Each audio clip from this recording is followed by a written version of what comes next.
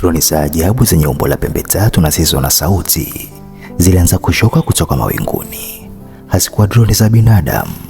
Teknolojia yake ilikuwa imepita uwezo wa dunia. Zile droni zilimlenga Sila moja kwa moja. Rani na Sila Jiyala walijipanga mbele ya familia, wakifyatua risasi ambazo zilikuwa zikidunda kwenye ngao za droni hizo.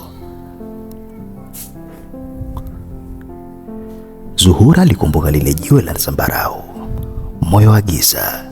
Aligundua kuwa jiwe lile halikuwa ufunguo wa mabomu tu, bali lilikuwa ni sehemu ya chombo kile kile kilichokuwa angani.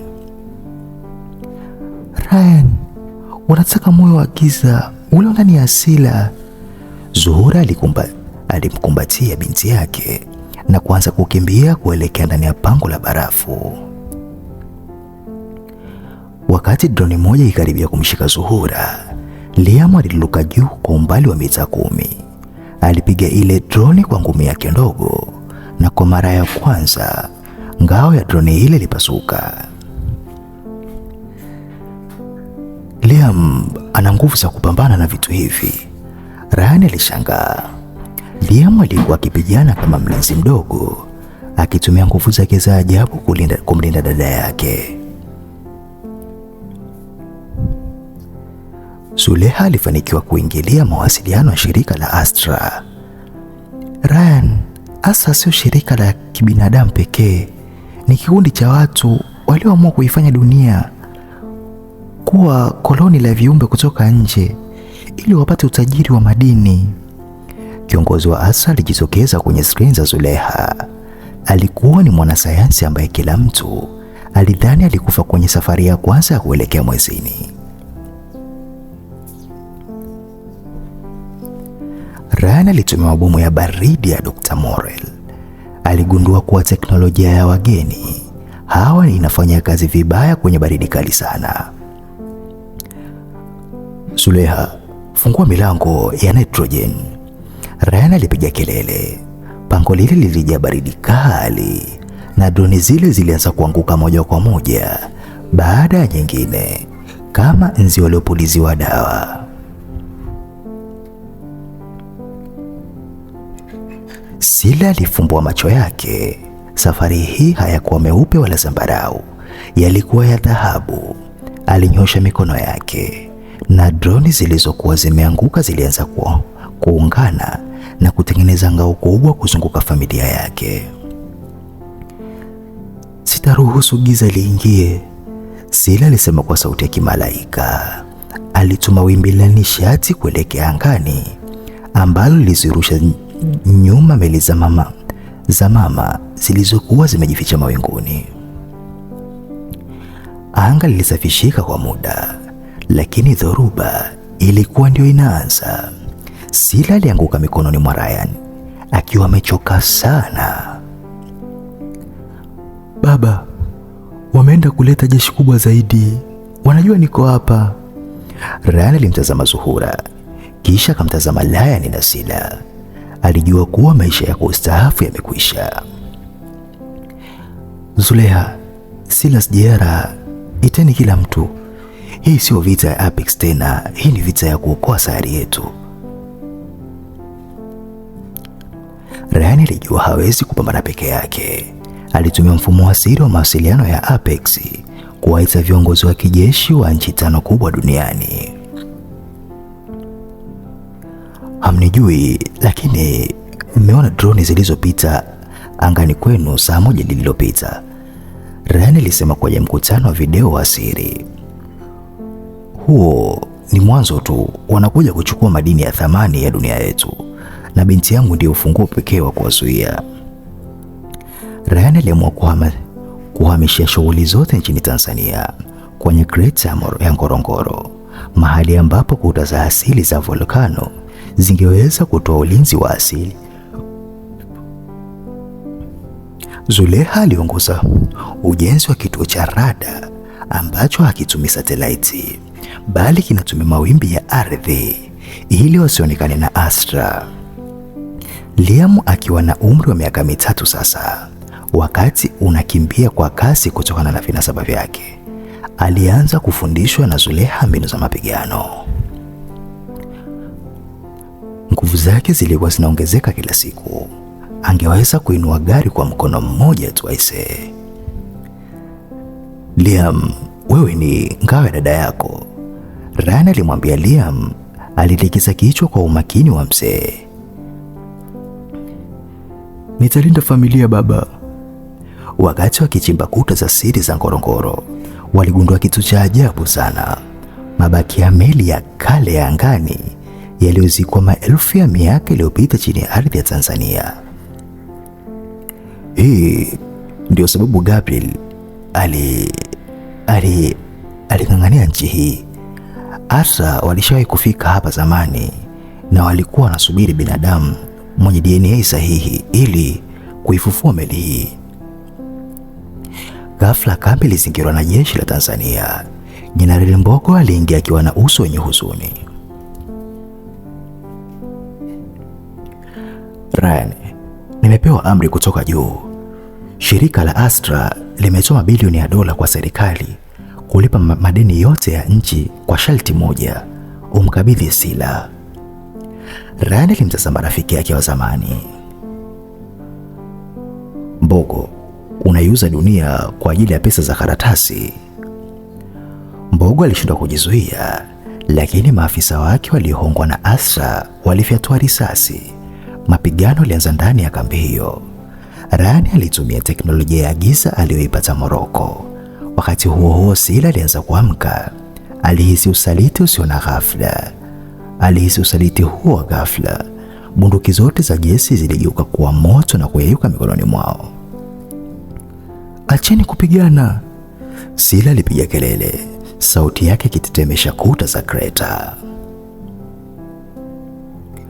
Wakati bado wanatumbua macho kwa nguvu ya hasira, anga lilipasuka. Meli kubwa ya Asa ilitokea moja kwa moja juu ya Ngorongoro. Haikuwa droni safari hii, ilikuwa ni meli yenye uwezo wa kunyonya hewa ya oksijeni yote eneo hilo. Watu walianza kukosa pumzi. Wanataka kutuzima bila kufyatua risasi. Zuleha alihangaika kuvaa maski. Sila alikimbia kuelekea mahali walipogundua ile meli ya kale iliyozikwa. Aligusa ardhi na mng'ao wa zambarau kasambaa. Ardhi ilipasuka na meli ile ya kale, The Ark of Apex, ikaanza kuinuka kutoka mavumbini. Ilikuwa na teknolojia inayopingana na meli ya Astra. Sila aliingia ndani ya meli hiyo kama vile anayejua tangu kuzaliwa. Ryan, Zuhura, panda ndani, Sila aliamuru. Meli ya kale ilipa kwa kasi ya ajabu. Ryan alichukua usukani, lakini aligundua kuwa meli hiyo inaendeshwa kwa mawazo, yani Neuralink. Zuhura alishika mkono wa Sila na kwa pamoja waliunda ngao ya nishati iliyopiga meli ya Astra. Meli ya adui ililipuka kwa mng'ao mweupe ulioweza kuonekana hadi mikoa ya jirani. Baada ya ushindi huo mdogo, skini ya meli ya kale iliwaka. Haikuwa Astra safari hii. Alikuwa ni kiumbe mwenye sura ya binadamu, lakini mwenye nuru. Sila, wewe ni mmoja wetu uliyepandwa duniani kulinda sayari hii dhidi ya walafi wa Astra. Lakini Astra ni sehemu tu ya jeshi kubwa. Lazima uje mwezini kumaliza vita hii. Ryan alitazama kuta za meli ile ya kale ya The Ark of Apex. Zuhura, hatuwezi kwenda huko kama watalii, alisema. Zuleha na Silat Jayara walifanya kazi saa 24 kufunga mifumo ya ulinzi ya kileo kwenye meli ile ya kale. Waligundua kuwa meli hiyo inahitaji mafuta ya kipekee, yani vitu vya zambarau vilivyosafishwa ambavyo vilibaki kidogo sana duniani.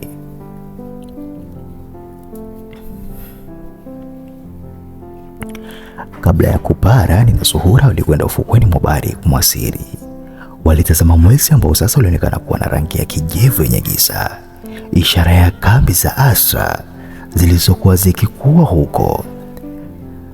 Ryan, ikiwa atarudi nataka Liam na Sila wajue kuwa tulifanya hivi kwa ajili yao, Zuhura alinong'ona. Ryan alimshika mkono wake. Tutarudi, sisi ni timu na tutarudi pamoja. Meli unguruma na kupasua anga la Tanzania. Ndani ya sekunde chache, anga la bluu lilibadilika na kuwa jeusi totoro lenye nyota. Sila alikuwa ameketi katikati ya meli, macho yake king'aa kama dira.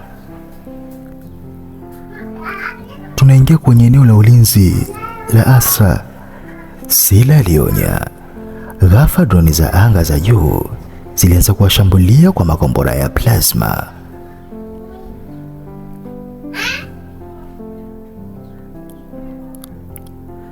Katika hali ya hatari, mifumo ya Ark ilionyesha kuwa inahitaji rubani mwenye kasi ya ajabu ya reflex.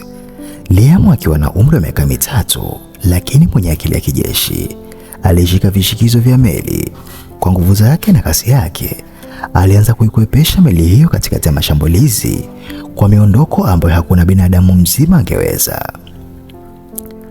Twende Liam, Zuleha alishangilia huku akifyatua mizinga ya meli.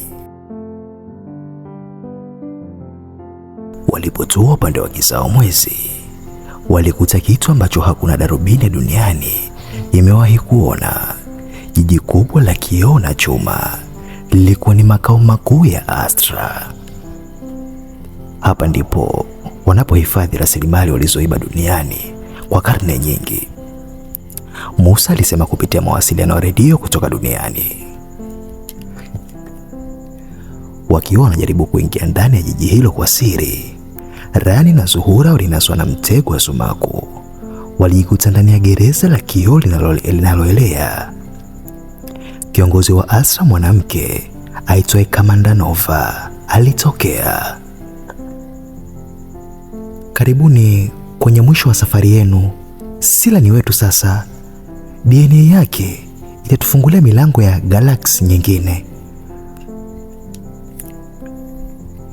Kamanda Nova alijaribu kumtoa Sila kwenye meli, lakini hakujua kuwa Sila anaweza kudhibiti metali yoyote. Sila aligeuza kuta za gereza lile kuwa silaha. Ninyi sio waumbaji. Ninyi sio waumbaji wangu. Sila aliunguruma, sauti yake ikivuma ndani ya jiji la Astra.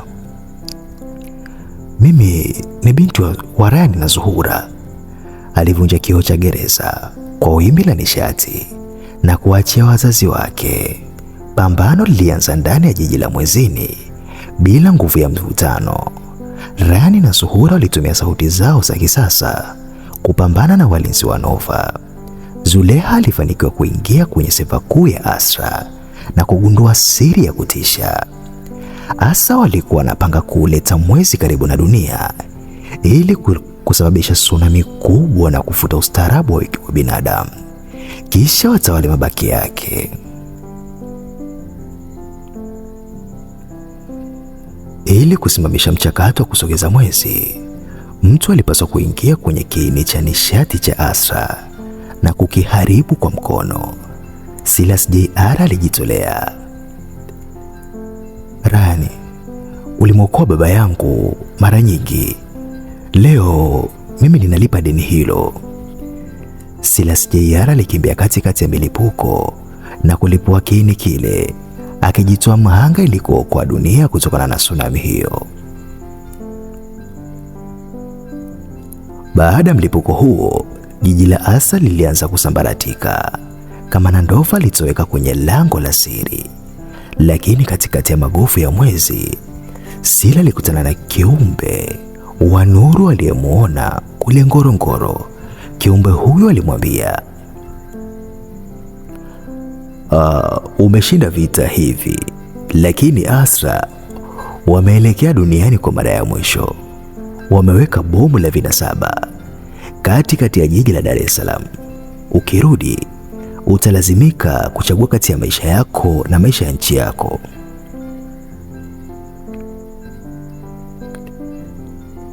Ushindi wa mwezini umekuwa na gharama ya maisha ya Silas J.R., lakini adui amekimbilia nyumbani kwao na bomu la mwisho.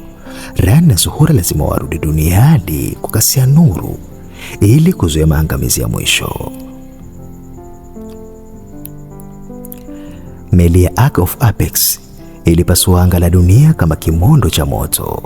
Ndani ya chombo hicho hali ilikuwa ya majonzi kwa kumpoteza Silas Jr, lakini Ryan hakuwa na muda wa kummiliki rafiki yake.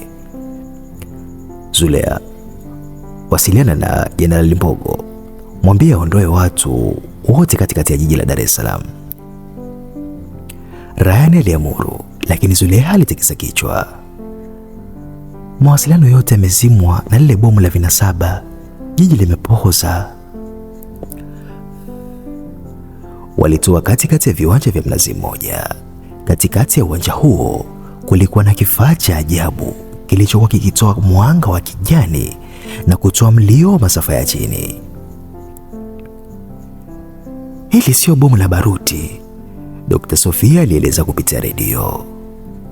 Ni genetic pulse generator. Likilipuka litabadilisha DNA ya kila kiumbe hai ndani ya kilomita 500 na kuwafanya watu kuwa watumwa wasio na akili wa Astra. Kamanda Nova hakukimbia galaksi nyingine. Alikuwa amejificha ndani ya jengo la kitega uchumi jirani na Mnazi Mmoja. Alitokea akiwa na suti ya kivita ya metali ya mwezini. Ryan, umechelewa. Saa ya mabadiliko imefika. Dunia itakuwa bustani ya Astra na binadamu atakuwa mbolea.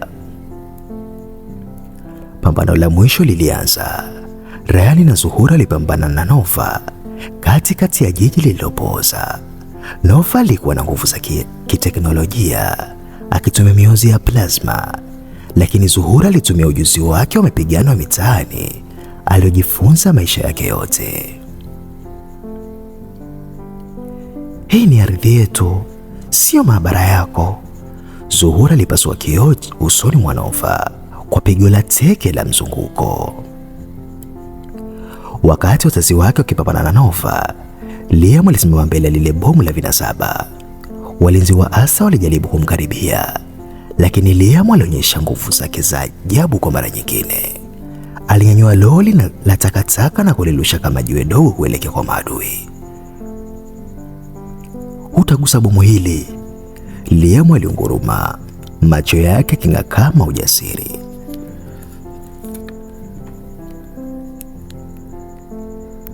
Zureha aligundua kuwa bomu lile haliwezi kuzimwa kwa kukata nyaya. Inahitaji neutralizer kutoka kwenye damu ya mtu aliyewahi kuwa na vinasaba vya Astra, lakini akavishinda. Zuleha alipiga yowe. Ryan na Zuhura litazamana. Mimi, Zuhura alisema, mimi ndiye niliyeishi na sumu ya Gabriel na nikabaki binadamu. Zuhura alikaribia lile bomu. Alipaswa kuunganisha mkono wake na mfumo wa sindano wa kifaa kile. Zuhura, usifanye hivyo. Inaweza kufuta kumbukumbu zako zote. Ryan alijaribu kumzuia, lakini Zuhura alitabasamu kwa upendo. Ryan, mlee Liam na Sila, waambie mama yao aliwapenda kuliko dunia yenyewe. Alichomeka mkono wake na damu yake kaanza kutililika ndani ya bomu lile la kijani.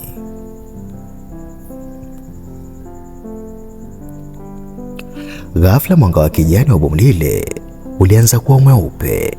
Damu ya Zuhura iliyobeba nguvu ya upendo wa binadamu ilishinda teknolojia ya Astra. Bomu lilitoa wimbi la mwanga lisilosafisha anga la Tanzania, likaharibu droni zote za Astra zilizokuwa zimejificha mawinguni. Kamanda Nova alipiga yowe na kuyeyuka, akigeuka kuwa vumbi la nyota. Kifaa kilizimika. Zuhura alianguka chini akiwa amepoteza fahamu na mapigo ya moyo akiwa duni sana. Ryan alimkumbatia akilia kwa sauti. Zuhura, amka, tafadhali usiniache. Sila alikaribia na kuweka mkono wake juu ya moyo wa mama yake. Alitumia nguvu zake za kielektroniki. ili kujaribu kumwamsha. Moyo wa Zuhura ukaanza kudunda tena.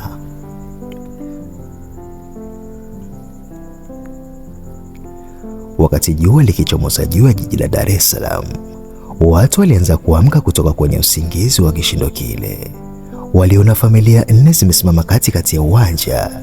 Shujaa Ryan, Zuhura aliyerejea kutoka kifo, Ryan mwenye nguvu, na Sila mwenye macho ya ajabu.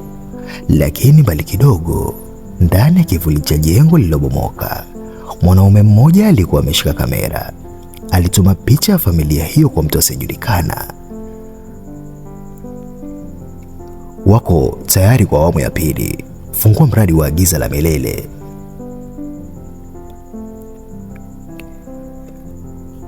Jiji la Dar es Salaam lilipuka kwa furaha. Ryan na Zuhura walisifiwa kama waokozi wa dunia yote.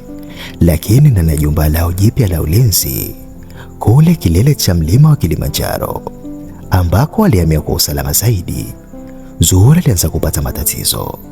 Alikuwa anasahau majina ya watoto wake kwa dakika kadhaa, na kisha kumbukumbu zinarudi. Ni athari za lile bomu la vinasaba, Dr. Sofia alisema. Zuleha aligundua kuwa picha iliyopigwa Mnazi Mmoja ilitumwa kwa kikundi cha kigaidi cha kisaikolojia kiitwacho The Amnemosis Project. Lengo lao ni kufuta utambulisho wa mashujaa wa dunia ili kuwafanya wawe watu wa kawaida wasio na uwezo wa kupigana. Ryan, wanashambulia mawimbi ya ubongo wa Zuhura kupitia satellite ambazo hatukuziharibu, Zuleha alieleza. Ryan aliamua kuingia kwenye dark web kutafuta walipo The Memories. Alikutana na mhusika na jita The Archit. Archit alimpa Ryan ofa ya kutisha. Ninaweza kukuokoa kumbukumbu za mkeo, lakini lazima unipe Sila kwa mwezi mmoja ili nifanyie utafiti. Ryan alipasua kioo cha kompyuta kwa hasira. Sitawahi kufanya biashara na shetani. Sila akihisi maumivu ya mama yake, alijaribu kuingia ndani ya akili ya Zuhura kwa kutumia nguvu zake za kielektroniki. Alijikuta kwenye ulimwengu wa ndoto ambapo Zuhura alikuwa amefungwa kwenye chumba cha kioo. Mama, nishike mkono, Sila alipiga kelele, lakini kila alipomgusa Zuhura aligeuka kuwa mchanga. Giza lilikuwa linaanza kumla Zuhura kutoka ndani. Wakati familia imejikita kumsaidia Zuhura, kambi yao ya Kilimanjaro ilishambuliwa. Lakini washambuliaji hawakuwa wanajeshi. Walikuwa ni watu wa kawaida, wakulima, madereva wa taksi na walimu ambao akili zao zilikuwa zimechukuliwa na The Amnemosis. Siwezi kuwapiga risasi watu hawa, Ryan alilia kwa uchungu. Wao si maadui, ni mateka. Liam alitumia nguvu zake si kuua, bali kuzuia. Alitengeneza ukuta wa mawe makubwa kuzunguka kambi ili kuzuia umati wa watu uliokuwa unakuja kwa nguvu. Baba, wanalala. Liam aligundua kuwa watu wale walikuwa wanatembea wakiwa wamelala, yani sleepwalking. Akili zao zilikuwa zinaongozwa na masafa ya redio. Zuleha aligundua kuwa chanzo cha masafa hayo kiko nchini Switzerland, chini ya ziwa la Geneva. Ryan alijua kuwa hawezi kumwacha Zuhura katika hali hiyo. Alimbeba Zuhura akiwa amezimia na kupanda ndege ya kasi ya Apex Stealth. Zuleha, linda watoto, mimi namrudisha Zuhura wetu, au nitakufa nikijaribu. Ryan alivamia kituo cha siri cha Geneva. Alikumbana na The Archist, mwanaume aliyevaa suti nyeupe na asiyekuwa na hisia yoyote usoni. Ryan, unadhani upendo unaweza kushinda sayansi. Architect alicheka. Alimweka Zuhura kwenye mashine inayofuta kumbukumbu, mind eraser. Katika dakika 5 hatajua yeye ni nani wala wewe ni nani. Ryan hakutumia bunduki safari hii. Alijua mfumo wa Architect unategemea mantiki. Ryan alianza kuongea na Zuhura kupitia spika, akimsimulia matukio yao ya kwanza, siku walivyokutana klabu, siku ya harusi yao ya siri, na sauti ya watoto wao. Zuhura, usitazame vioo, tazama sauti yangu. Mapigo ya moyo wa Zuhura alianza kuleta vurugu kwenye mashine ya Architect. Nguvu ya hisia za Zuhura ilisababisha mashine ya Architect kupata system overload. Mashine lilipuka na kumtupa Architect ukutani. Zuhura alifumbua macho akitokwa na machozi. Ryan, nakumbuka kila kitu. Lakini furaha yao ilikatizwa na king'ora cha dharura. Architect kabla ya kusimia alikuwa amewashika itifaki ya kidunia kuvuta data zote za ubongo wa kila mtu aliyekuwa ameunganishwa na mfumo wake duniani.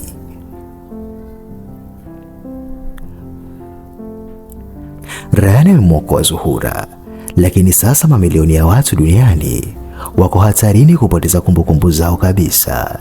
Je, Ryan anaweza kusitisha itifaki hiyo kabla dunia isisahau historia yake yenyewe?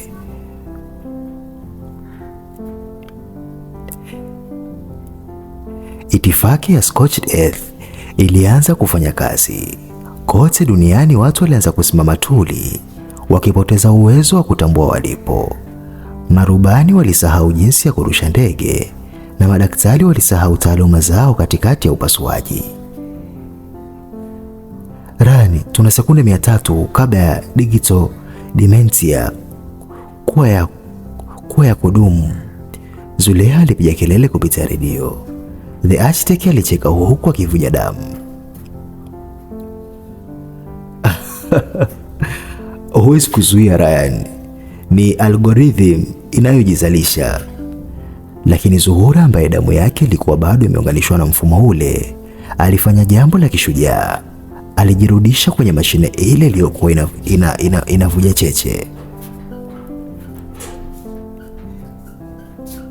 Ikiwa mfumo huu unataka kumbukumbu, basi nitaupa zangu zote ili ujae na kuacha za watu wengine. Kule Kilimanjaro, Sila alihisi shinikizo la mama yake. Alikaa kama yuko kwenye ibada na kutuma mawimbi. Wimbi kubwa la umeme kuelekea angani. Wimbi lile lilipiga satelaiti za Amena Mwanasi na kuzigeuza kuwa vioo vya mawazo. Badala ya kuvuta kumbukumbu, satelaiti zile zilianza kurudisha picha za upendo, familia na historia ya binadamu kote duniani.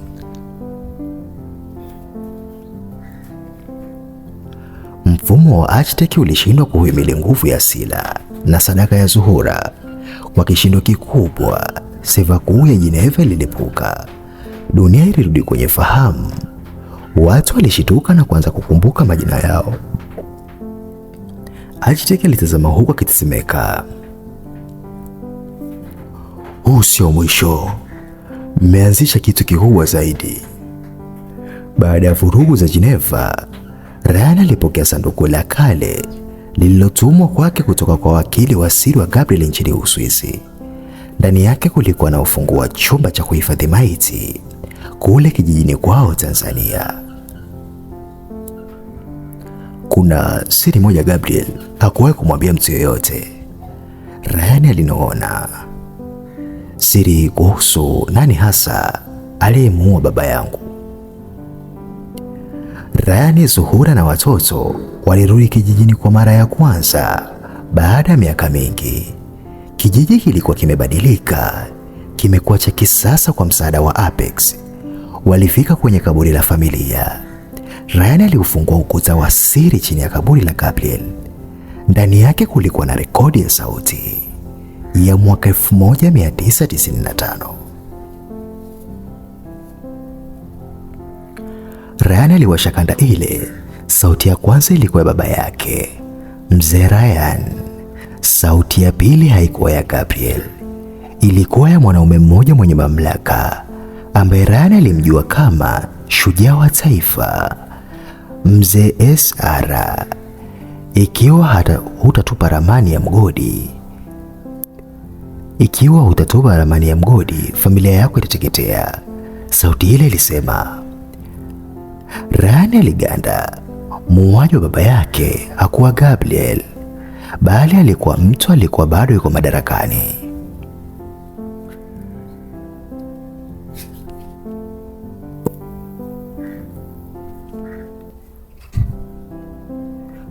Mtu huyo alikuwa ni waziri mkuu mstaafu, Mzee Malisel, ambaye alikuwa amejificha nyuma ya vyeo vyake vya heshima kwa miongo mitatu. Yeye ndiye alimlipa Gabriel kumuua baba yake Ryan. Gabriel alihifadhi kanda hii kama bima yake ya mwisho. Adui yetu mkuu alikuwa mbele yetu kila siku, Zuhura alisema kwa hasira. Hatutaenda kwa bunduki safari hii, Ryan alisema huku machozi yakimtoka. Tutatumia ukweli. Sila alitumia uwezo wake kurusha sauti ile ya usaliti kwenye kila redio, kila television na kila simu nchini Tanzania kwa wakati mmoja. Jina la msaliti lilikuwa wazi kwa kila mtu.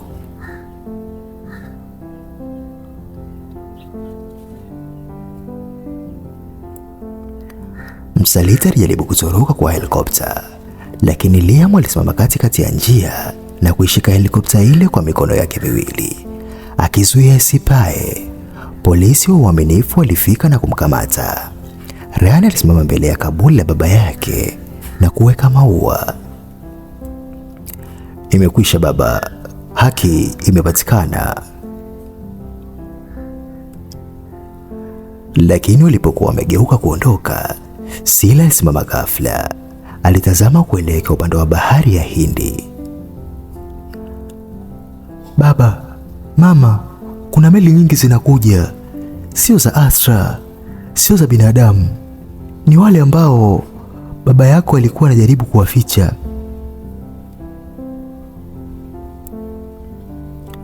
Bahari ya Hindi ilianza kutoa mwangi wa ajabu.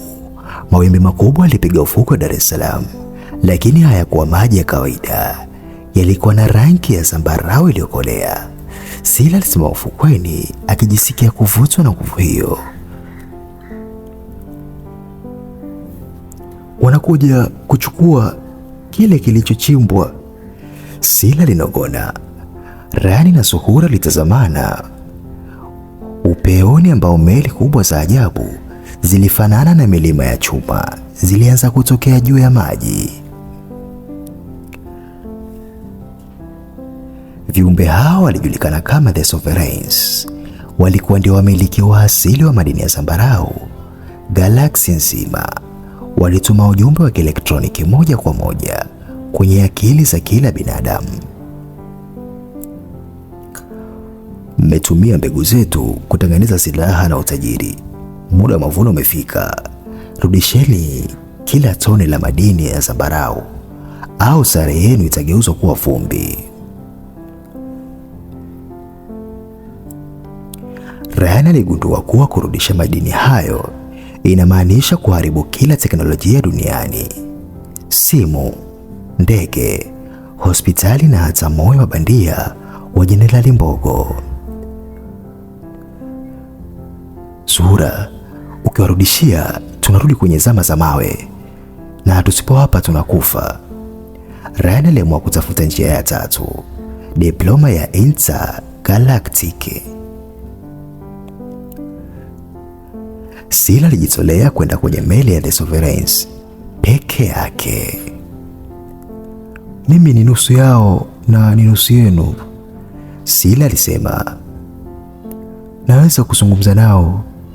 Rani na Zuhura walikataa, lakini Liam alishika mkono wa dada yake. Mimi nitaenda naye, nguvu yangu itamlinda. Watoto hawa wawili walitembea juu ya maji wakivutwa na nuru kuelekea kwenye meli kuu.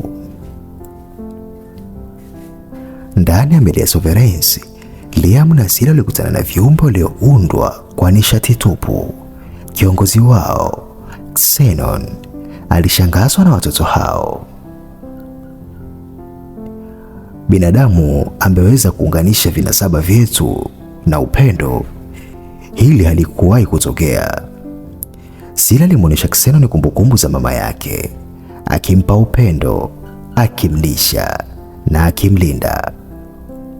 Wakati Sila akifanya mazungumzo, nchi kadhaa za duniani zikiongozwa na mabaki ya Astra zilifyatua makombora ya kinyuklia kuelekea kwenye meli za Sovereigns. Muda wa diplomasia umeisha. Xenon alikasirika. Aliamsha mfumo wa ulinzi ambao ungeharibu kila mji mkuu duniani ndani ya sekunde 10. Liam akiona makombora yakikaribia meli, alitumia nguvu zake zote za kimwili kutengeneza vacuum. Ile vacuum ya hewa. Aliyakamata makombora yale kwa mikono yake kwa msaada wa nguvu za Sila na kuyatupa mbali kuelekea angani. Acheni kupigana, Liam alipiga kelele iliyopasua vioo vya meli. Sovereigns waliona ujasiri wa mtoto huyo wa binadamu na kusitisha shambulio lao. Xenon alimfunulia Sila siri kuu. Madini ya zambarau hayakuwa madini ya kawaida, bali ni kumbukumbu ya roho za viumbe waliokufa. Mmekuwa mkitumia roho za mababu zetu kuendesha magari yenu, Xenon alisema kwa huzuni. Zuhura akiwa nchi kavu alihisi huzuni hiyo kupitia kwa Sila na kuanza kuomba radhi kwa niaba ya binadamu.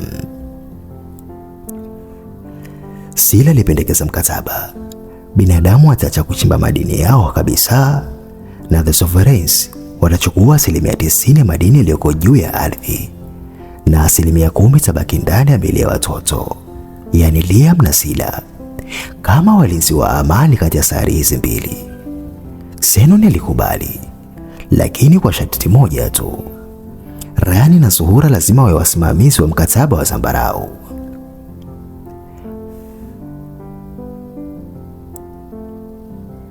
Meli kubwa zilianza kupaa na kurudi angani, zikichukua madini yote yaliyokuwa yameleta vita vya miaka 30. Dunia ilibaki na utulivu wa ajabu, lakini kabla ya Xenon hajaondoka, alimnong'oneza Sila. Kuna adui mmoja binadamu amebaki naye, adui ambaye hahitaji madini yetu, adui anayeitwa njaa ya madaraka ndani ya moyo wa mume wa Zuleha.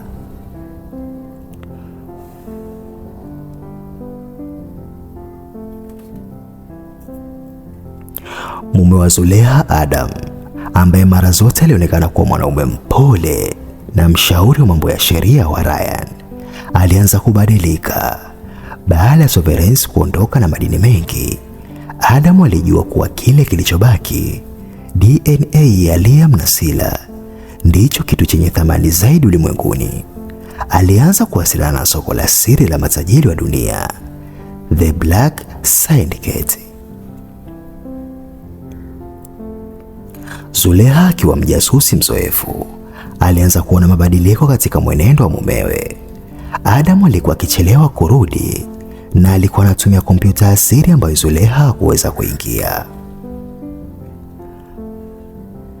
Adam, mbona kama sikuelewi siku hizi? Zuleha aliuliza. Adam alitabasamu kwa upole. Ninalinda mustakabali wa familia yetu mpenzi.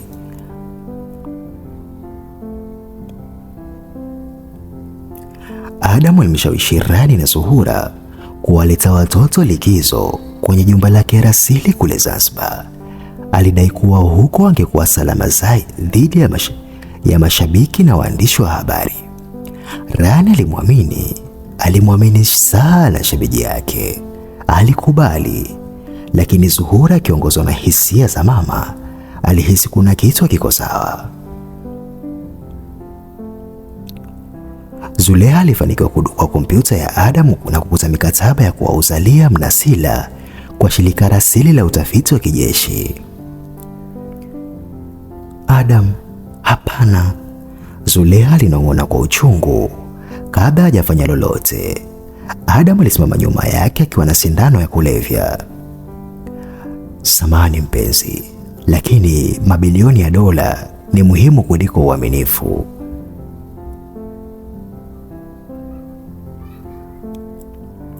Akiwa Zanzibar, Adam alitumia gesi maalum ya kupoza neva ambayo ilimfanya Ryan na Zuhura washindwe kusogea. Liam alijaribu kupigana, lakini Adam alikuwa ametayarisha electronet, wavu uliotengenezwa mahususi kuzuia nguvu za Liam. Sila alikuwa amezimia kutokana na gesi hiyo. Adam akawapakia watoto kwenye meli ya kasi kuelekea Bahari Kuu.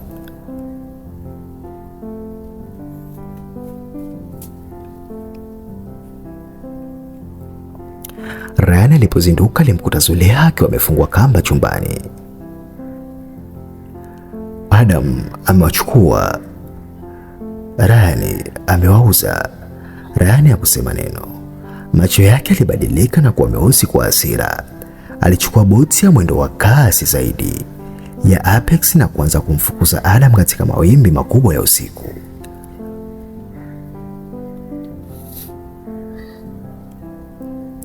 Ryan aliruka kutoka kwenye boti yake na kutoa juu ya meli ya Adam.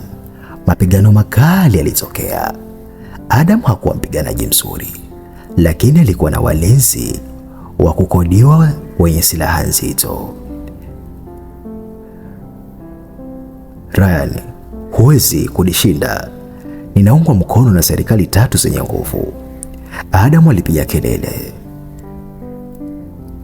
Zulekha alifika na helikopta. Alishuka kwa kamba na kusimama mbele ya mumewe. Adam, weka silaha chini, Zulekha alisema huku machozi yakimtoka. Adam alimcheka mkewe.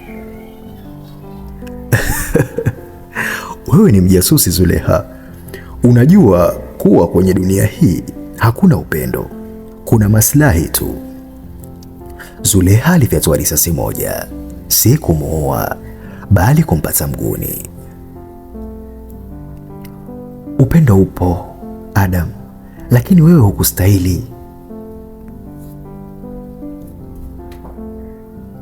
Ryan alivunja milango ya chumba walimokuwa watoto.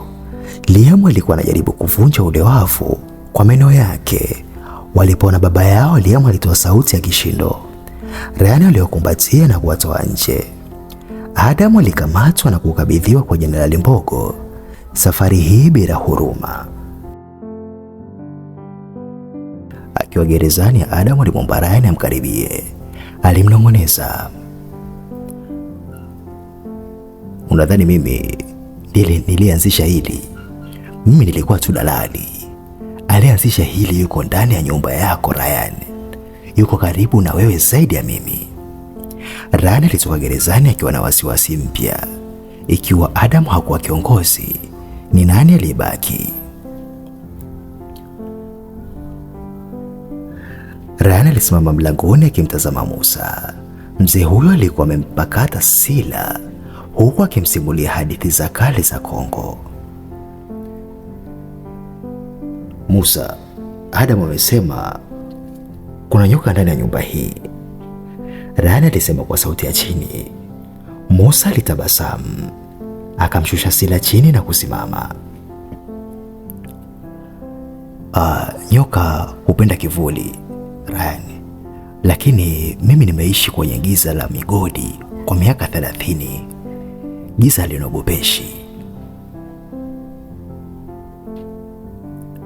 Zulekha, ambaye kumwamini mtu yoyote baada ya usaliti wa Adam, alianza kuchunguza historia ya Musa upya. Aligundua kuwa Musa hakutekwa na Jenerali Mwekundu, bali yeye ndiye alikuwa mshauri mkuu wa jenerali huyo. Musa alikuwa akitengeneza jeshi la siri la watoto wa Zambarau tangu akiwa gerezani. Alitumia kifungo chake kama geresha ya kujenga himaya.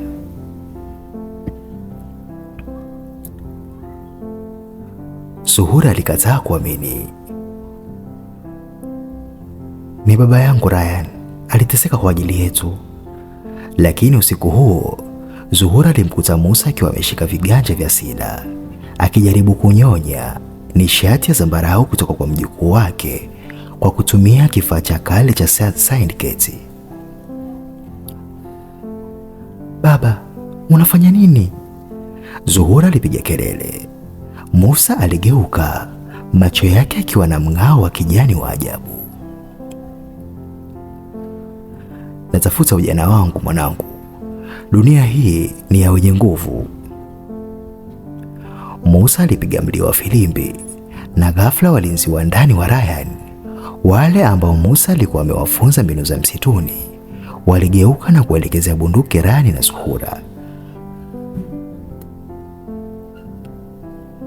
Nimekuwa nikisubiri miaka 30 kuirudisha The Purple Syndicate katika kilele chake, na Sila ndiye injini nitakayoitumia.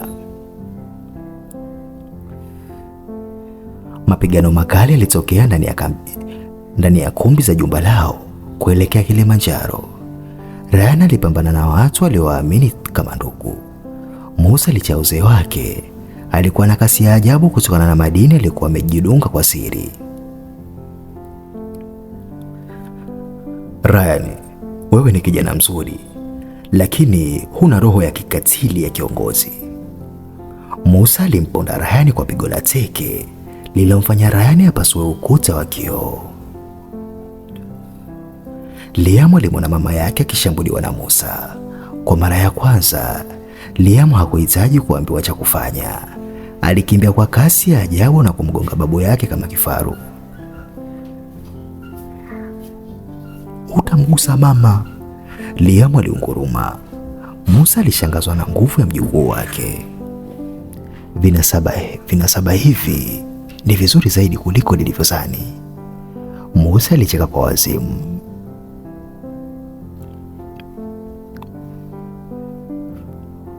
Musa alifanikiwa kumchukua Sila na kuelekea kilele cha mlima wa Kilimanjaro, mahali ambapo alikuwa ameweka mtambo wa kurusha ishara za kielektroniki.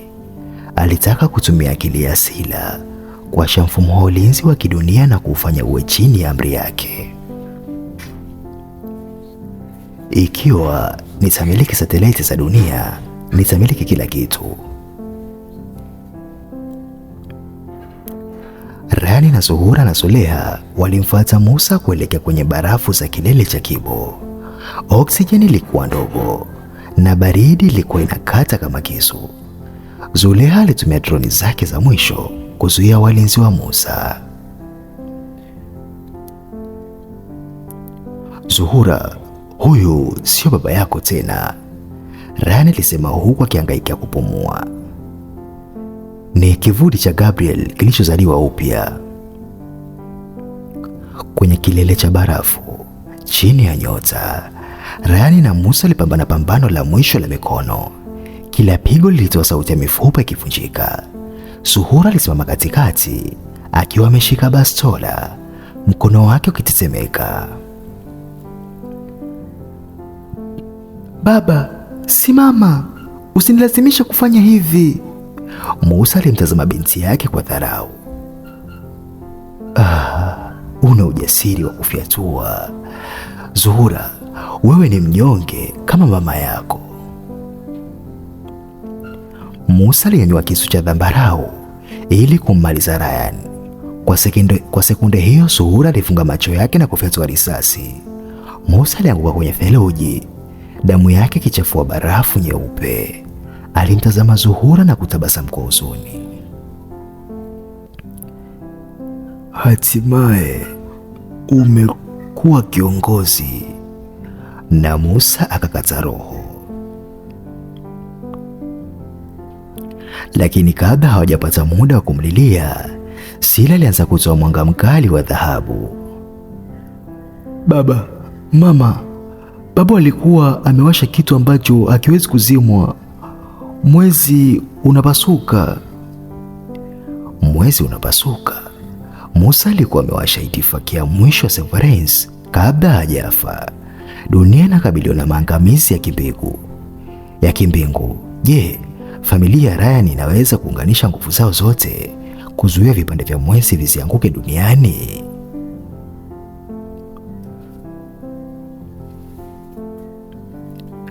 Vipande vikubwa vya mwezi vilianza kuweka moto, vikiingia kwenye anga la dunia.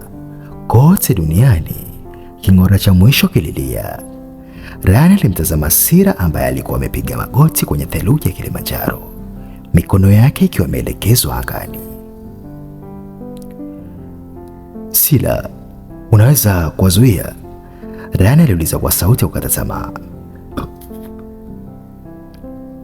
Siwezi kuwazuia wote, baba, ni wengi mno, Sila alijibu huku machozi ya dhahabu yakimtoka.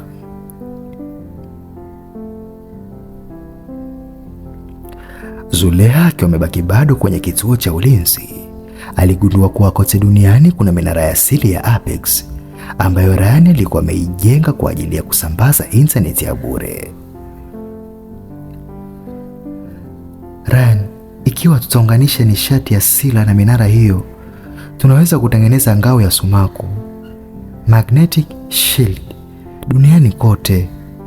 Lakini kufanya hivyo Sila alihitaji betri ya binadamu, mtu wa kuunganisha roho yake na mashine.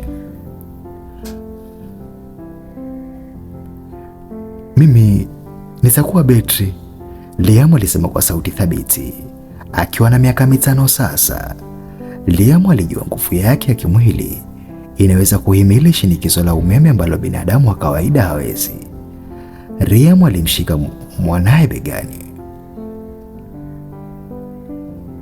Liam, ni hatari sana mwanangu. Lakini Liam alitabasamu. Baba, wewe ulitokoa mara nyingi. Sasa ni zamu yetu kuokoa dunia yako. Rani na Zuhura walimpeleka Liam kwenye kiini cha nishati kilichoko chini ya kreta ya Ngorongoro. Hapa ndiko moyo wa nishati ya dunia ulipo. Liam aliingia ndani ya mtungi wa nishati, huku Sila akiwa juu ya kilele cha mlima akiongoza mawimbi. Tayari Sila? Liam aliuliza kupitia mawasiliano ya akili. Tayari kaka, Sila alijibu.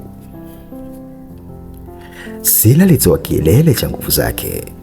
Wimbi kubwa la mwanga wa dhahabu na zambarau lilipuka kutoka Ngorongoro na kusambaa duniani kote ndani ya sekunde 5 tu. Vipande vya mwezi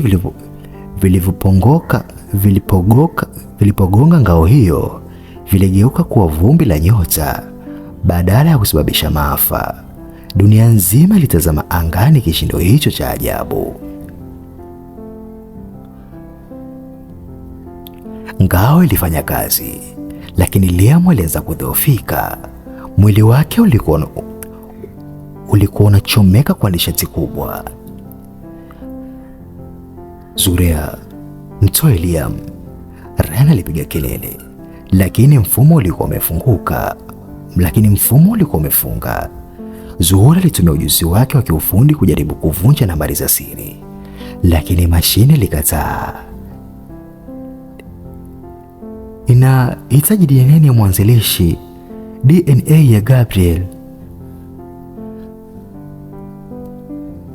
Katika hali ya miujiza, Sila alitumia uwezo wake wa kurudisha kumbukumbu, mind projection. Alitengeneza taswira ya kidigitali ya Gabriel kutokana na data zilizobaki kwenye vinasaba vyao. Taswira ile ya Gabriel ilitokea mbele ya kompyuta. Mimi ndiye nilianzisha hili na mimi nitalimaliza, taswira ile ilisema, na kisha ikaingiza kodi ya mwisho ya uokoaji.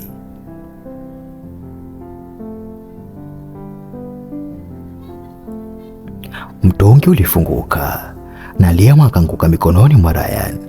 Alikuwa ameungua kidogo, lakini alikuwa anapumua. Ngao ya dunia ilitoweka baada ya hatari kupita. Kwa mara ya kwanza, anga lilikuwa safi na mwezi uliokuwa umebakia nusu uling'aa kwa amani. Tumeshinda, Zuhura linong'ona huku akimkumbatia mwanaye.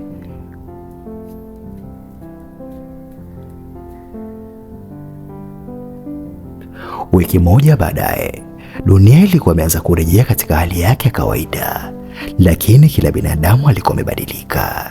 Ile ngao ya Sila ilikuwa imeacha chembe za amani ndani ya akili za watu. Vitu vilisitishwa na chuki zikaanza kuyayuka. Ryan alitangaza rasmi kuvunjwa kwa mashirika yote ya siri. Hakuna tena Apex, hakuna tena Syndicate, kuna binadamu tu. Ryan na Zuhura walikaa kwenye bustani ya nyumba yao mpya kijijini. Zuleha alikuja akiwa na kitabu cha kale alichokipata kwenye magofu ya maabara ya Musa. Ryan, hapa pameandikwa kuwa kila baada ya miaka 500 mlinzi mmoja huzaliwa, lakini safari hii walizaliwa wawili. Zuleha alifunga ukurasa wa mwisho uliokuwa na picha za watoto wanaofanana na Liam na Sila, lakini picha hiyo ilichorwa miaka 1000 iliyopita. Je, Liam na Sila ni viumbe wa kale waliozaliwa upya? Na ikiwa ni hivyo, kazi yao duniani imekamilika au ndio kwanza inaanza?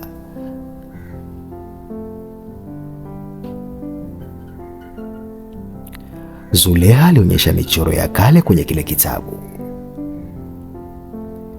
Ryan, angalia mchoro huu, alisema. Ilikuwa picha ya miungu miwili ya kale ya Afrika, mmoja mwenye nguvu ya radi, Liam, na mwingine mwenye uwezo wa kuzungumza na nyota, Sila.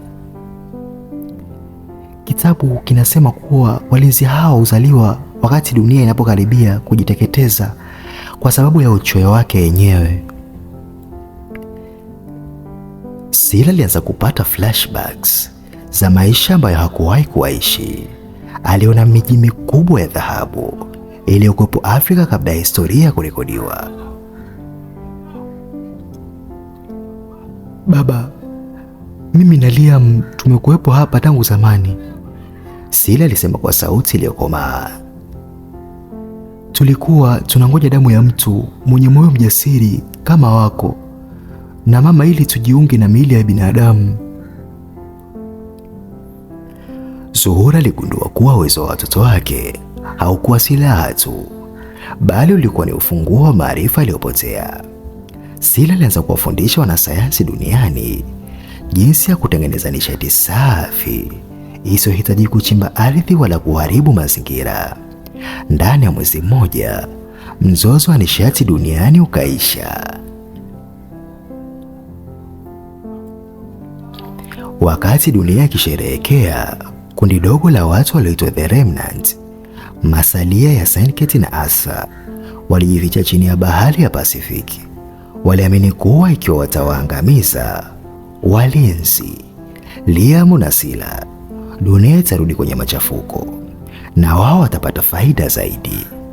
Walitengeneza virusi vya kibiolojia vilivyounda kushambulia DNA ya kipekee ya watoto hao.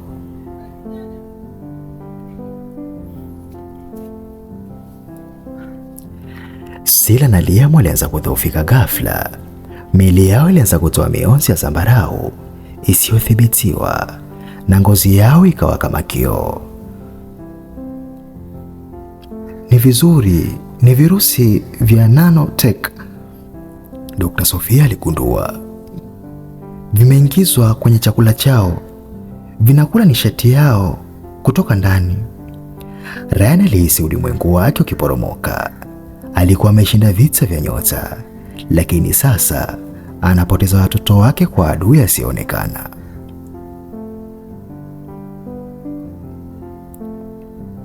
Zuleha aligundua kuwa dawa pekee ya virusi hivyo iko kwenye chanzo, chemichemi ya nishati iliyoko ndani ya piramidi zilizofichwa chini ya mchanga wa Sudan.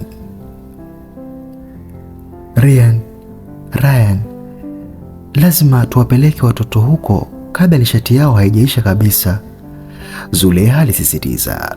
Walipanda ndege ya mwisho ya Apex kuelekea jangwa la Nubia.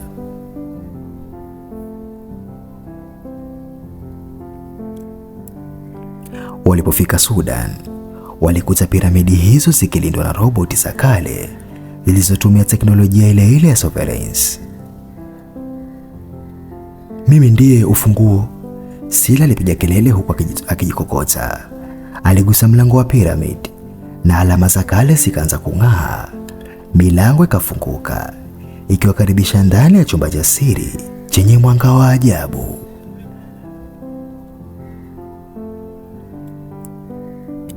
The Remnant walikuwa wamewafuata kwa siri. Kikosi cha makomando wa kijasusi kiliingia ndani ya piramidi. Rani na Zuhura walipambana kwenye korido nyembamba za giza. Hamtapata nishati hii, Rani aliunguruma huku akimkaba koo kiongozi wa wavamizi. Zuhura alitumia mbinu za silent combat kuwazima maadui mmoja baada ya mwingine. Na katikati ya piramidi kulikuwa na bwawa la maji ya nishati ya bluu. Liam na Sila waliingia ndani ya maji hayo. Virusi vya nanotech vilianza kutoka mwilini mwao kama moshi mweusi na kuyayuka, miili yao ikiwa na nguvu mpya. Lakini safari hii mabadiliko yalikuwa ya kudumu. Walitoka majini wakiwa na mabawa ya nishati yaliyofanana na mwanga.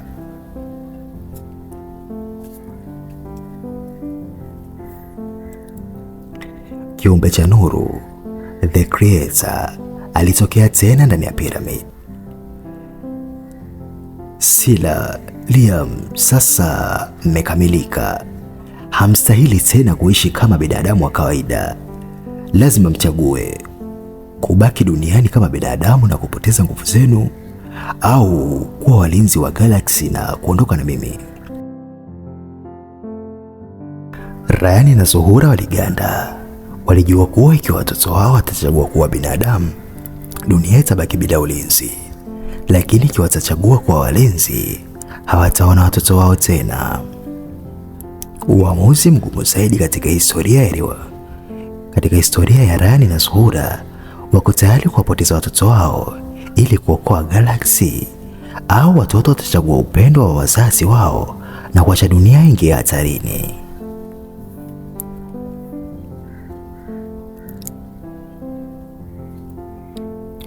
Ndani ya piramidi ya Sudan, ukimya ulitawala. Ryan alimtazama Liam na Zuhura akimshika mkono Sila. Mnaomba tuchague kati ya kuwa wazazi au kuwa mashujaa? Kiumbe wa nuru alijibu kwa upole. Upendo wenu ndio uliowafanya wawe imara, lakini nguvu zao ni mali ya ulimwengu wote. Sila alimtazama mama yake, kisha akamtazama kiumbe yule. Dunia bado haijawa tayari kutembea peke yake, Sila alisema.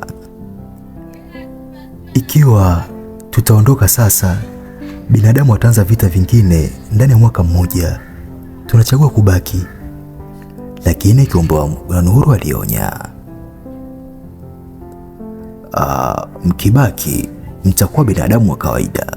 Hamtakuwa na uwezo wa kuzuia giza hilo ambalo linakuja. Liam alipiga hatua mbele.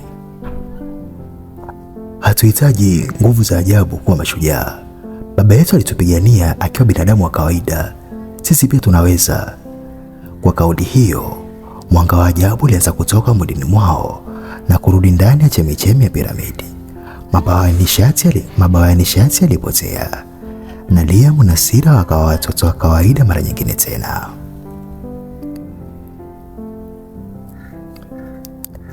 Kikundi cha The Remnant kilichokuwa kimejificha nje ya piramidi kiliona mwanga ukififia. Walijua watoto sasa ni dhaifu. Sasa ndio wakati.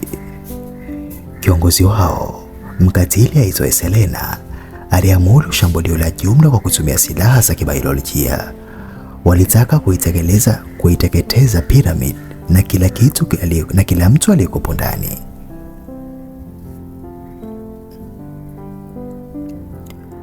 Rani na Zuhura walisimama mlangoni mwa piramidi.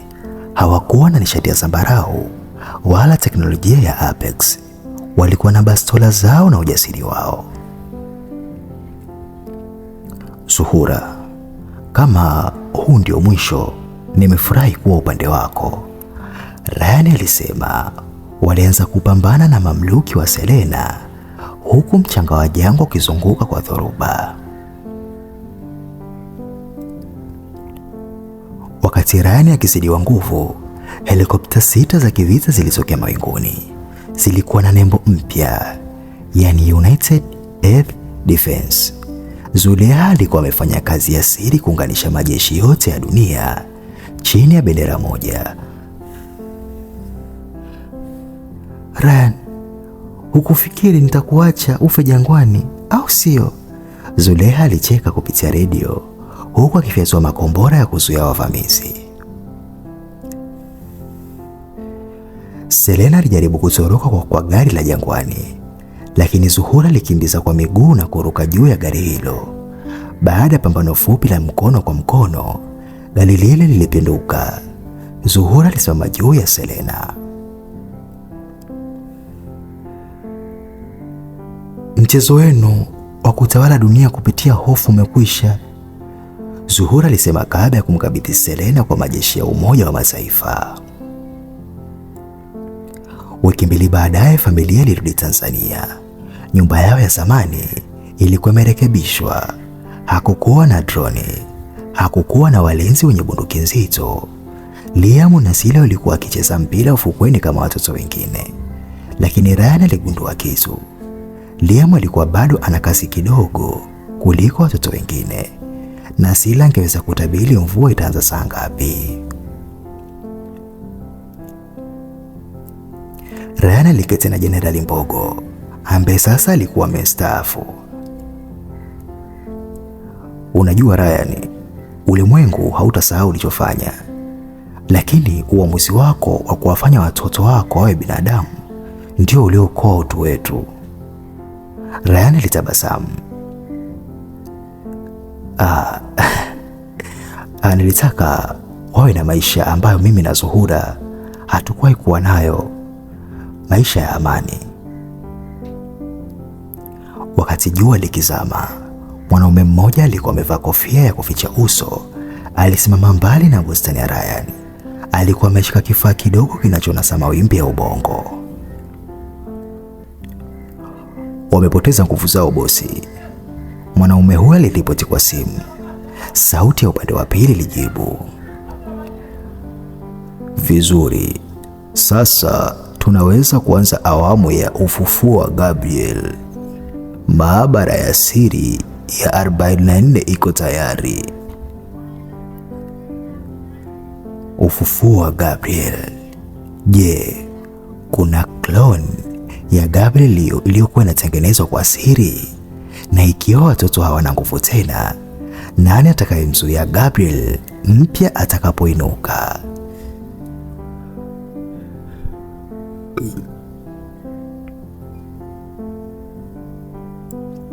Ndani ya maabara ya asili iliyoko chini ya bahari ya Atlantiki, chombo kikubwa cha kioo kilikuwa kimejaa majimaji ya kijani. Ndani yake, mwili wa mwanaume ulikuwa ukitengenezwa upya kwa kutumia chembe-chembe za DNA zilizobaki za Gabriel. Huyu hatakuwa na udhaifu wa Gabriel wa zamani, mwanasayansi mkuu alicheka. Huyu hatakuwa na upendo wa binti yake. Zuhura alianza kuamka usiku akipiga yowe. Ryan, nimemwona baba yangu na Gabriel walikuwa wanacheka katikati ya moto. Ryan alijaribu kumtuliza, lakini akagundua kuwa hata yeye anahisi uzito hewani. Sila, licha ya kupoteza nguvu zake nyingi, alikuja chumbani kwao. Baba, kuna mtu ananong'ona kwenye akili yangu, anasema nimerudi. Dr. Sofia, ambaye alikuwa amebaki akifanya utafiti wa kurekebisha afya ya watoto, alitoweka ghafla kutoka kwenye maabara yake ya Dar es Salaam. Kitu pekee kilichobaki ni alama ya zambarau iliyochorwa ukutani, P44. Ryan alijua mara moja, Mchezo umeanza upya.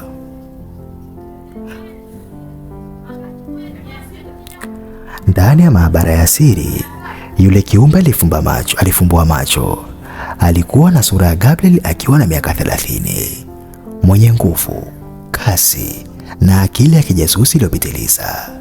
Lakini macho yake hayakuwa na hisia za kibinadamu, yalikuwa kama kompyuta. Alimvunja shingo mwanasayansi aliyemuumba sekunde 5 tu baada ya kutoka kwenye mtungi.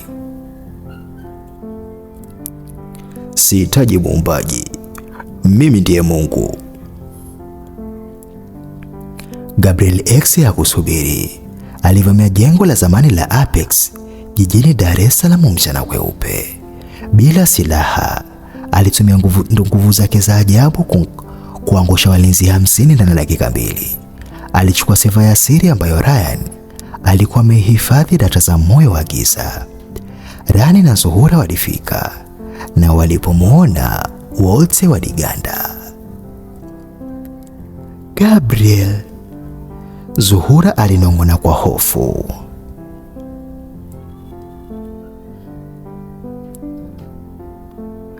Ryan alirusha pigo, lakini Gabriel X alikuwa na kasi ambayo Ryan hakuwahi kuiona. Alimkamata Ryan kwa mkono mmoja na kumtupa nje ya dirisha la ghorofa ya 5. Zuhura aliruka kumsaidia Ryan huku akifyatua risasi, lakini Gabriel alikwepa risasi hizo kama vile anaweza kuona sekunde 2 zijazo. Zuleha alifika na silaha ya mionzi ya EMP akidhani Gabriel ni roboti, lakini EMP haikufanya kazi bwana. Yeye ni kiumbe hai Zuleha, ni binadamu aliyeboreshwa kupita kiasi. Ryan alipiga kelele huku akijivuta kutoka kwenye magofu ya gari aliloangukia. Gabriel alitoweka kabla hawajafanya shambulio la pili.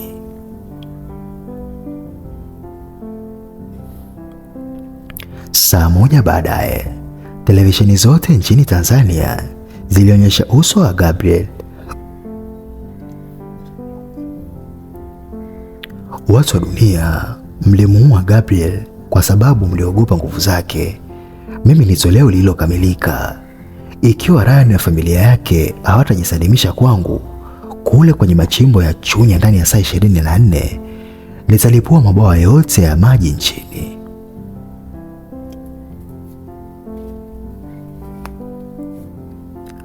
Watoto walijua kuwa wazazi wao hawawezi kumshinda Gabriel peke yao. Sila, kumbuka lile bwawa la Sudan? Liam aliuliza. Tulirudisha nguvu zetu kule, lakini tulibakiza chembe ndani ya mioyo yetu. Waligundua kuwa wanaweza kujiwasha tena kwa mara ya mwisho, lakini gharama yake ingekuwa ni kupoteza utoto wao kabisa na kwa watu wazima papo hapo.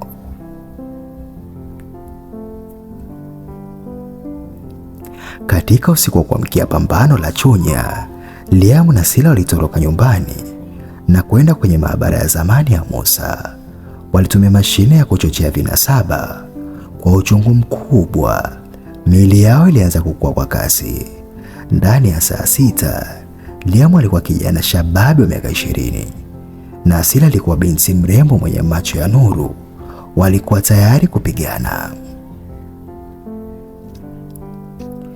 Liam na Sila wamejitolea utoto wao ili kuwaokoa wazazi wao na nchi yao.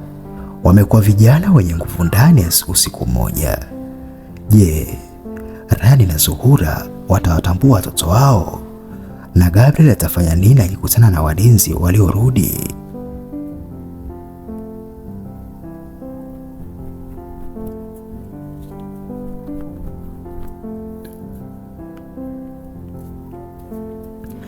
Ryan na Zuhura walifika kwenye maabara ya Musa asubuhi na mapema. Wakihaa kuwatafuta watoto wao, walikuta vijana wawili warefu wamesimama mbele ya mashine iliyokuwa ikitoa moshi. Mmekuja baba na mama, kijana mmoja mtanashati mwenye sauti nzito alisema. Ryan alinyanyua bastola. ninyi ni nani? Watoto wangu wako wapi? Yule binti alimkaribia Zuhura na kumshika mkono. Ni mimi Sila, tumeamua kukua ili tuweze kupigana. Zuhura alianguka magotini na kulia kwa uchungu. Alikuwa amepoteza fursa ya kuwaona watoto wake wakikua, wakisoma na kucheza. Mlichofanya ni kikubwa mno, Zuhura alihuzunika. Lakini Liam sasa akiwa mwanaume shibabu alimuinua mama yake. Hatujaacha kuwa watoto wenu mama, tumebadilisha tu silaha zetu. Leo Gabriel atakufa.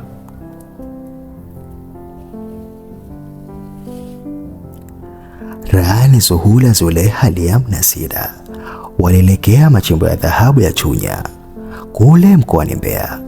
Hapa ndipo ufalme wa kwanza wa Gabriel ulipoanzia. Gabriel alikuwa ameketi juu ya kiti cha chuma katikati ya machimbo hayo akiwasubiri. Alipoona vijana wale wawili wenye mng'ao wa nishati, alicheka kwa sauti ya kutisha.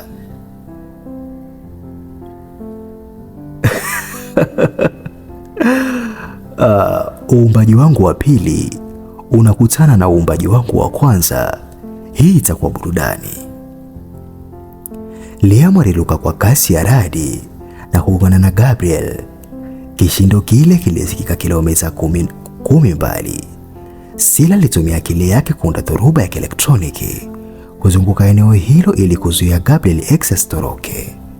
Rayhan na Zuhura walipambana na majeshi ya siri ya Gabriel yaliyokuwa yamejificha ndani ya mapango ya migodi. Gabriel alionyesha uwezo ambao hata Gabriel wa zamani hakuwa nao.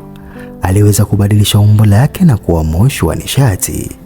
Alimkamata Liam na kumzamisha ndani ya ardhi kwa nguvu ya sumaku.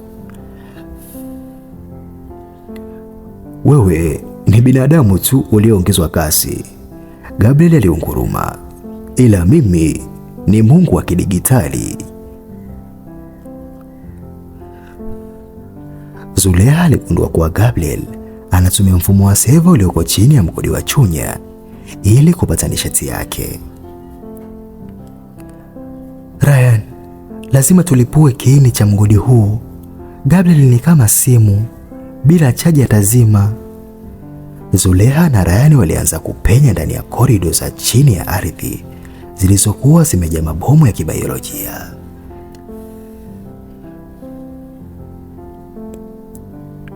Sila aliona kuwa kaka yake Liam alikuwa anazidiwa nguvu. Aliamua kuunganisha akili yake moja kwa moja na Gabriel. Ilikuwa ni vita kisaikolojia ndani ya ulimwengu wa coding. Sila aliingiza virusi vya upendo na kumbukumbu ndani ya akili ya Gabriel X. Wewe huna roho, lakini mimi nitakupa yangu ili uone maumivu ya kile unachokifanya.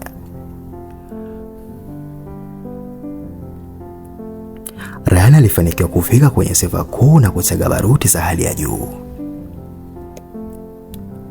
Zuhura, kimbia, inalipuka. Milipuko mikubwa ilitokea ukimeza sehemu kubwa ya machimbo ya Chunya. Nishati ya Gabriel ilianza kufifia. Alipoteza uwezo wa kuwa moshi na akarudi kuwa binadamu wa kawaida mwenye majeraha. Liam alitoka ndani ya ardhi akiwa amejeruhiwa lakini mwenye hasira. Alimkamata Gabriel na kuanza pambano la mikono. Ilikuwa ni picha ya zamani. Rayhan alimpiga Gabriel, lakini safari hii ni kizazi kipya. Liam alimalizia kwa pigo la mwisho lililomvunja Gabriel uti wa mgongo. Hautakuja kuumiza familia yetu tena.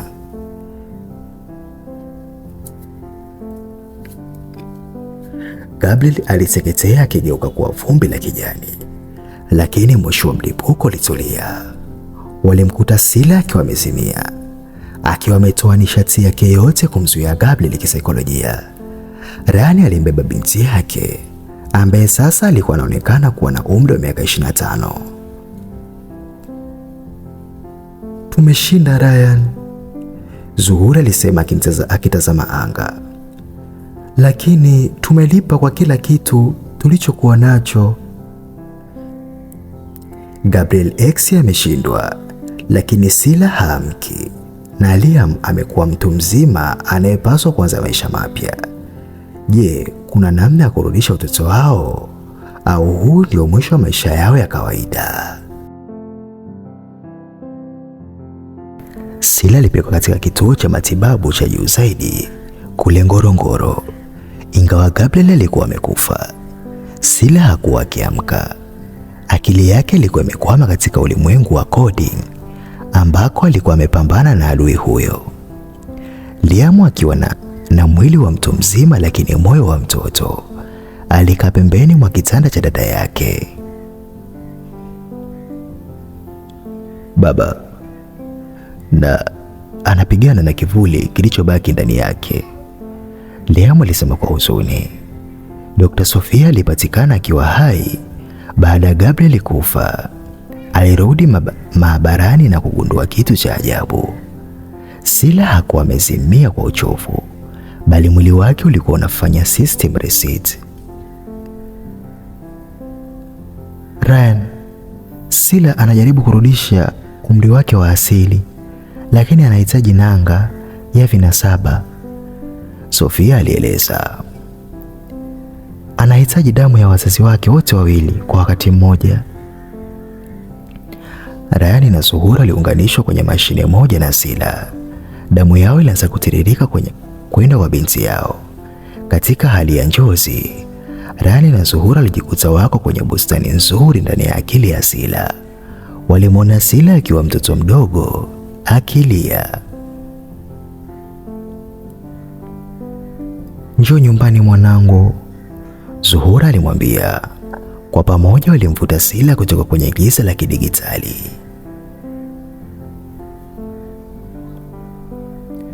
Chumba cha matibabu kilijaa mwanga mweupe. Polepole miili ya Liam na Sila ilianza kusinyaa. Misuli ya mtu mzima ya Liam ilizoweka na urefu wa Sila ukapungua. Walirudi kuwa watoto wa miaka 5 na 6. Walikuwa wamepoteza nguvu zao za walinzi, lakini walikuwa wamerudishiwa watoto wao. Ryan na Zuhura walikumbatiana huku wakilia kwa furaha.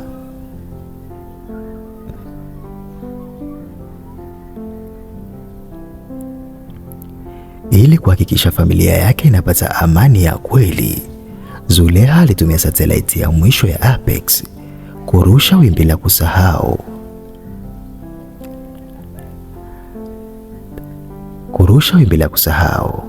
Duniani kote. Watu walisahau kuhusu walinzi, walisahau kuhusu Gabriel X, na walisahau sura za Liam na Sila. Kwa ulimwengu, Ryan na Zuhura walikuwa tu wafanyabiashara matajiri waliofuata kustaafu kwa amani. Ryan aliamua kununua shamba kubwa kule Chalinze, mbali na kelele za mji.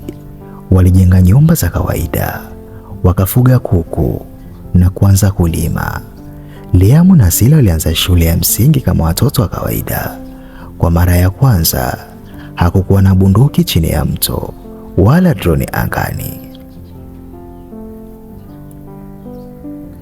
Siku moja wakati Ryan akilima, aliona gari jeusi likisimama getini. Moyo wake ulidunda kwa kasi. Alichukua jembe lake kama silaha, lakini mzee mmoja alishuka. Alikuwa ni Jenerali Mbogo. Sasa alikuwa amezeeka sana na kutumia fimbo. Ryan, nimekuja kukupa kitu ambacho Gabriel alikiacha kwa ajili yako miaka 20 iliyopita. Lakini aliniambia nikupe tu ukishakuwa binadamu wa kawaida. Barua hiyo ilikuwa ya zamani na yenye madoa ya damu. Gabriel aliandika, Ryan, ikiwa unasoma haya, inamaanisha umeshinda kila kitu, ikiwemo mimi. Nataka ujue kuwa baba yako hakufa kwa ajili ya madini. Alikufa akilinda siri ya mlango ulioko chini ya bahari ya Hindi. Mlango huo haufungui kwa nguvu, bali kwa amani. Ryan na Zuhura walifanya safari moja ya mwisho kuelekea kisiwa cha siri kule Zanzibar. Walipiga mbizi ndani hadi chini ya bahari na kukuta mlango wa chuma ulioandikwa majina yao. Walipougusa, mlango ulifunguka na kuonyesha maktaba kubwa ya kiteknolojia ambayo inaweza kuifanya Afrika kuwa bara tajiri zaidi duniani bila kuhitaji vita wala uchimbaji madini.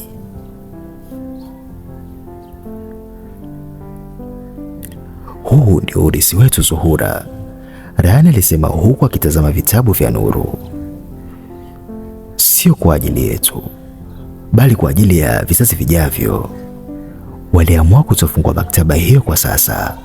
Walifunga mlango na kutupa ufunguo ndani ya kina kirefu cha bahari.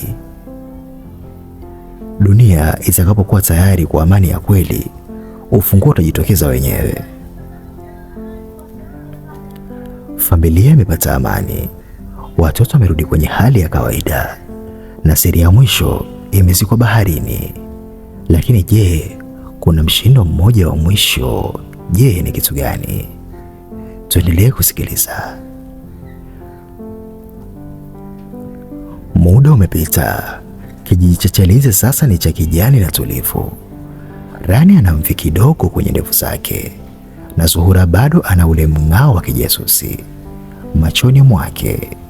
Liam sasa ni kijana shababi anayejiandaa kwenda chuo kikuu kusomea uhandisi. Nasila amekuwa binti mrembo mwenye kipaji cha kipekee cha muziki. Hakuna anayekumbuka kuwa waliwahi kuokoa dunia.